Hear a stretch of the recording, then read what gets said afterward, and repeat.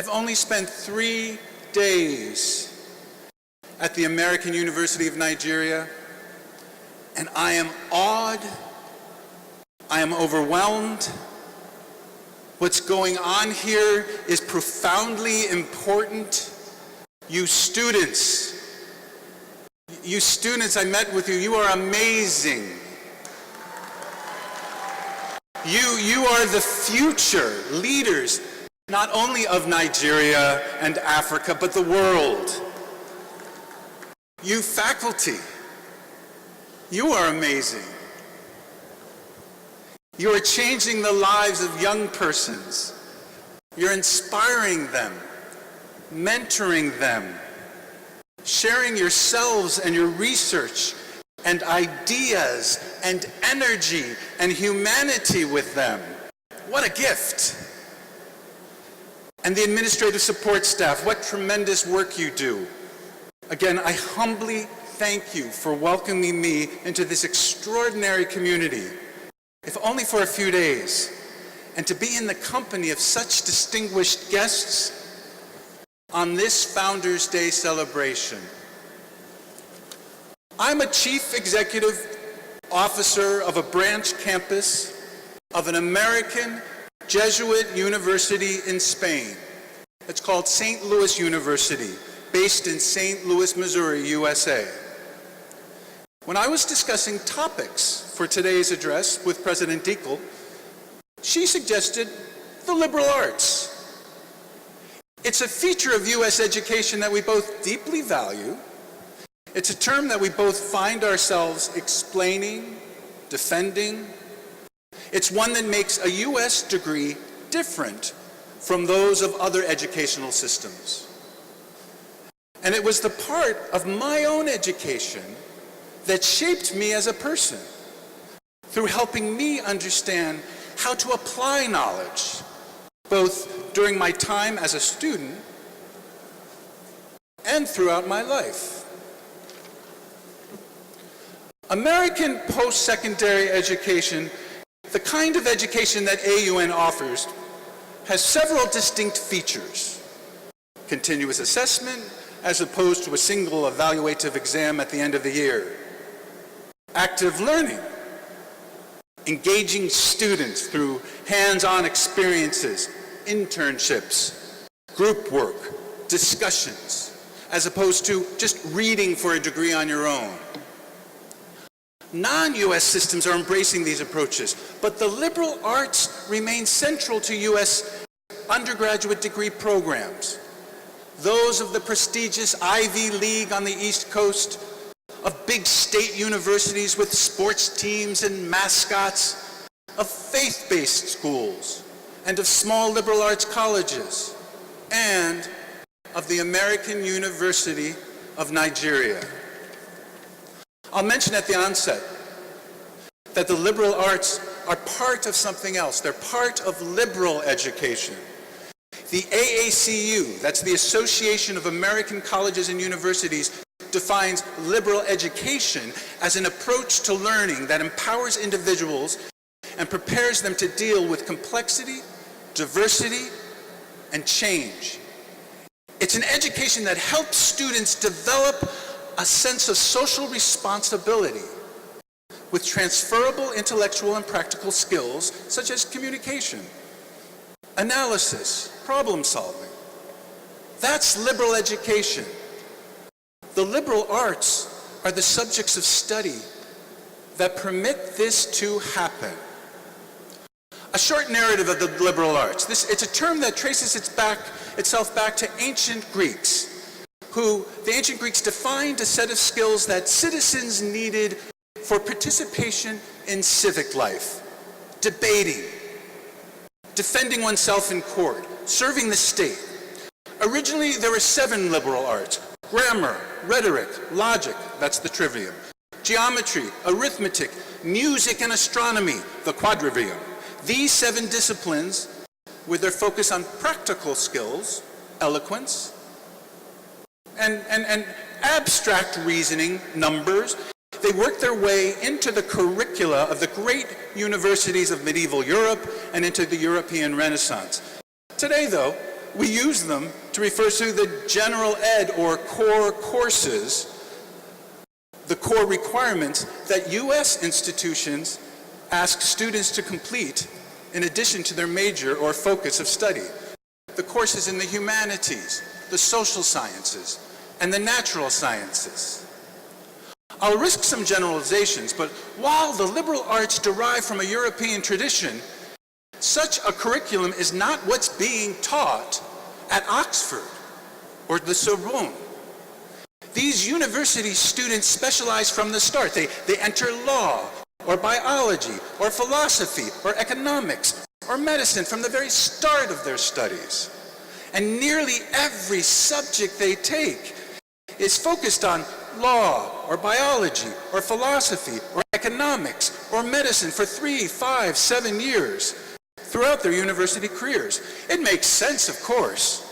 If you want to become a medical doctor, it seems logical that you would study medicine. Why would you study anything else? And here is where the strongest criticisms of the liberal arts start to emerge. This enriching of the mind and dabbling in different subjects is regarded as elitist. Also a distraction from what a student should be focusing on. It's certainly expensive for universities to offer, and for students and their families to pay for. It's not providing the practical skills like Excel or coding that industry and future employers are seeking. Many will challenge this. Also, the liberal arts programs appear high schoolish, not specialized enough. I hear this from my own students. I've already taken that. I've already read that. My response that rereading at a more mature age and discussing, say, Emily Bronte's Wuthering Heights or an ethical question surrounding human rights in a university seminar with its culture of academic freedom from a scholar deeply engaged in the subject is not something students do in their secondary schools. The liberal arts postpones professionalization in a wonderful way.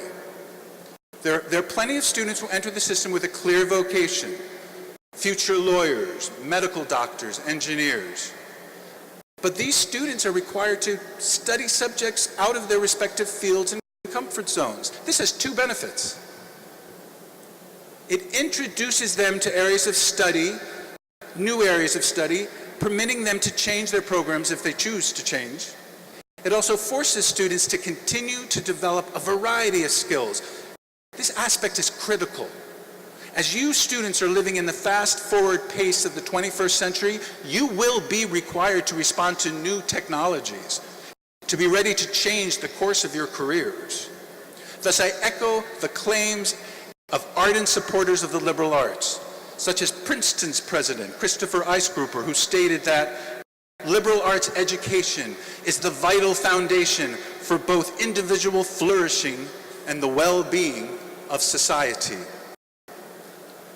I'm also a champion and a proponent of the liberal arts because, well, I'm a product of it. My university transcript boasts courses ranging from multivariable calculus to music, to computer science and American architecture. During my first year at university, I wasn't sure what I wanted to be. I was in still deciding mode.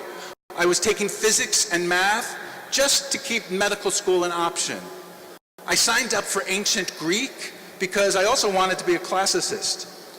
I was placed in remedial English, which wasn't very promising. It turned out to be my major. And in the spirit of exploring new fields, I signed up for Introduction to International Relations for the spring semester of my first year. I was thinking I might want to be a diplomat. I liked the idea of being driven around with flags on my car. I was certainly eager to promote peace. I was certainly eager to promote peace, sincerely so, and prosperity around the world. The course's professor was someone named H. Bradford Westerfield. He was a legend. Rumors had it that he recruited his best students to the CIA. He wasn't interested in me. Westerfield's course had a reputational halo around it. It was a course you knew about, that you heard about. Other students affirmed that it was a good course. Kind of like some of the courses here at AUN that I've heard about when I've talked to students. Bill Hanson's The Political Thought of Franz Fanon, or Fardeen Dodo's Entrepreneurship, courses that you hear about and you sign up for. And it was a great course. Westerfield's lectures were with histrionics. We shifted from one global hotspot to the next, Cuba, China, the Middle East. There were no textbooks, rather we purchased and read recently published research studies, each of which analyzed the turmoil taking place in different regions of the world. The internet and electronic journals may have been on the horizon, vaguely, but for us computers were processors, not sources of information. Interestingly, while the course focused on contemporary politics, its mode of instruction reached back to the 13th century. Lectures and discussions supplemented by reading books. I remember studying for the final exam of this course with 4 of my friends. We had taken over a seminar room and stayed up the whole night, drinking American-sized cups of coffee and sustaining ourselves with sour cream and onion Pringles potato chips.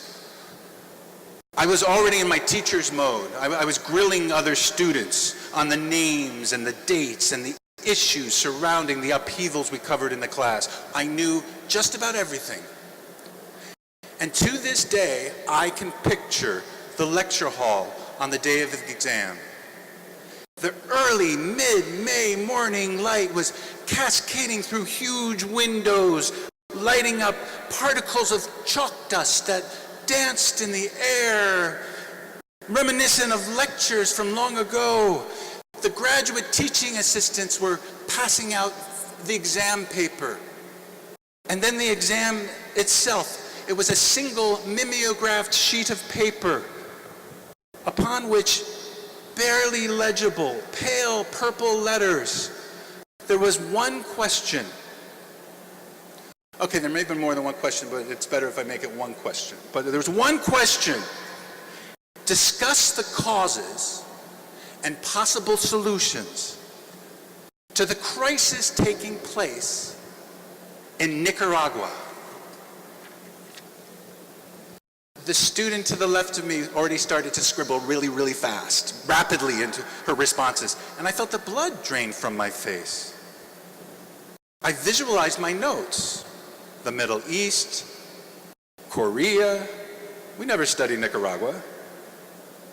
The books I read had nothing about Nicaragua in them. I could rattle off just about anything one needed to know about the actors, the social causes, the events in Northern Ireland, but Nicaragua? Where is Nicaragua? I was lost here. Well, this was the spring of 1982. Nicaragua was very much in the news. It became a case study of the effects of U.S. intervention in Central America. Alas, it's still in the news today. Anyone interested in America's international affairs would be trying to make sense of Nicaragua. As a student, I probably should have been too. I didn't fail the course, but I was outraged. I felt that exam unfair for a long time. Later, I get it.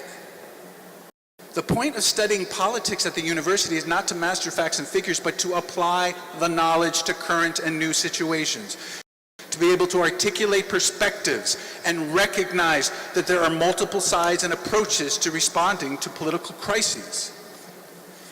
And even more years later, more recently, when thinking about this exam, I really am surprised that H. Bradford Westerfield was generous enough to pass me. My attention to dates and names prevented me from thinking about the real content of a course on international relations. The people impacted.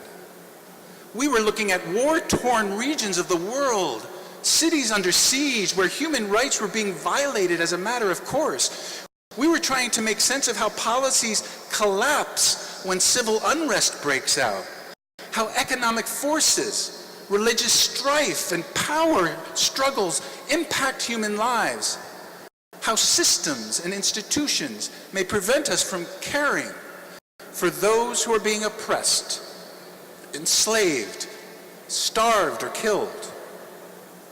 And education and schools often become the first casualty.